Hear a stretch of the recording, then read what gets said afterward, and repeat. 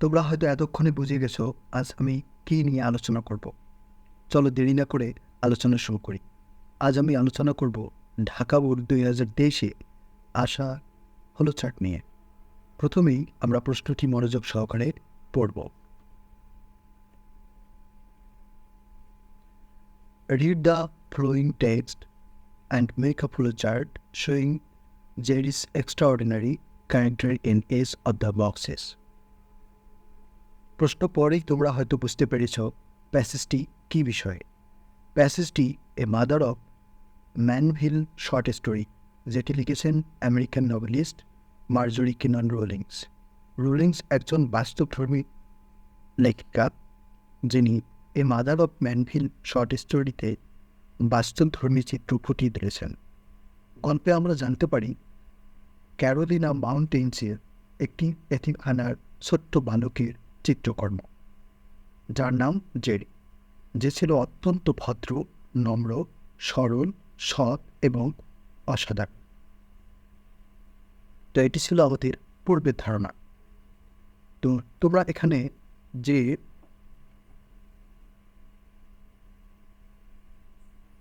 এখানে যে প্যাসেজটি দেখতে পাচ্ছ, সে প্যাসেজটি কিন্তু এই mother of Manville short story থেকে নেয়া।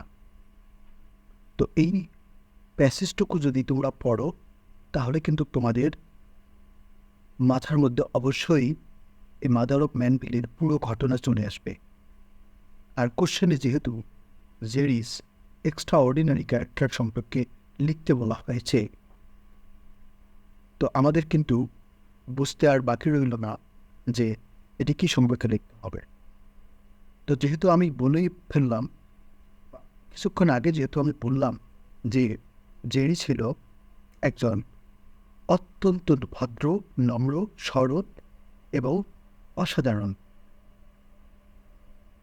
তো তার মানে আমরা কিন্তু বুঝতে পেরেছি যে কী নিয়ে লিখতে বলবে এবং আমরা কী বিষয়ে লিখব, অর্থাৎ ফ্লোচার্টটি কীভাবে শুরু করব এবং কিভাবে শেষ করব এবং কোন ক্যাটাগরিতে লিখব। তো কোন ক্যাটাগরিতে লিখব সেটা কিন্তু আমি আগের ভিডিওতেও বলেছিলাম যে আমাদের বক্সের মধ্যে যে প্রথম ফ্লোটি তারা কমপ্লিট করে দেয় কোশ্চেনে, সেটা দেখেই আমাদের ক্যাটাগরি সিলেক্ট করতে হবে। যদি নাউন দিয়ে থাকে তাহলে নাউন দিয়েই শুরু করতে হবে। তো যেহেতু জেরিস এক্সট্রা অর্ডিনারি ক্যারেক্টার নিয়ে আলোচনা করবে, তো বুঝতেই পারতেছ যে অবশ্যই আমাদের প্রথম যে ফলোটি তারা বক্সে কমপ্লিট করে দিবে সেটি নাউন দিয়ে হবে। তো আমরা এই প্যাসেজটি যখন পড়েছি, প্যাসেজটিতে কিন্তু একটি কিওয়ার্ড ছিল যেটি জেরির ক্যারেক্টার নির্দেশ করে, যেটা তোমরা দেখতে পাচ্ছ যে ইন্টিগ্রিটি, যে সাধুতা অথবা তার যে সৎকর্ম, সেটি কিন্তু জেরির প্রধান ক্যারেক্টার। তো আমরা আরও যে বিষয়গুলো দেখতে পারি যে জেরির যে ব্রেভারি ছিল, অনেস্টি ছিল, সিনসিয়ারিটি ছিল, রেসপন্সিবিলিটি ছিল এবং জেরির মধ্যে যে কাইন্ডনেস ছিল।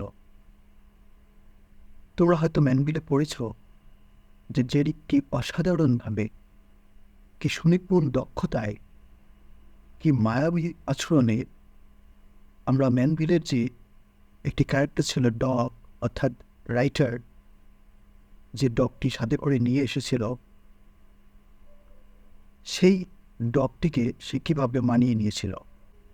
তো আমরা দেখে আসি যে প্রথম বক্সে তারা কী ফ্লোটি লিখেছিল। তো তোমরা দেখতে পাচ্ছ যে এখানে তারা লিখেছিল যে এ বয় অফ ইন্টিগ্রিটি, তা একটা বালকের যে সততা বা সাধুতা, সে বিষয় সম্পর্কে তারা লিখেছে। তো আমাদের বাকি 5টি বক্স পূরণ করতে হবে। তোমরা কিভাবে পরের বক্সগুলো পূরণ করবে সেটি কিন্তু আমি আগের ভিডিওতে বলেছিলাম। তো তোমরা যদি সে সম্পর্কে জানতে চাও তাহলে আগের ভিডিওটি দেখে নিবে। তো আমি যেহেতু বলেছি যে প্রথম বক্সে যে ফ্লোটি কমপ্লিট করা থাকবে সেটি দেখেই আমাদের ক্যাটাগরি সিলেক্ট করতে হবে।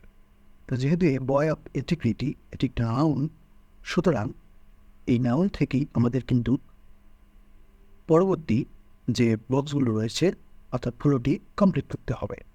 আমি যেহেতু আগেও বললাম যে আমরা প্যাসেজটিতে বালকটির কী কী বিষয় বুঝতে পেরেছি, যে তার যে ইন্টিগ্রিটি ছিল, তার যে ব্রেভারি ছিল, তার যে অনেস্টি ছিল, তার যে সিনসিয়ারিটি ছিল, তার যে রেসপন্সিবিলিটি ছিল এবং তার যে কাইন্ডনেস ছিল, সেগুলোই কিন্তু লিখতে হবে।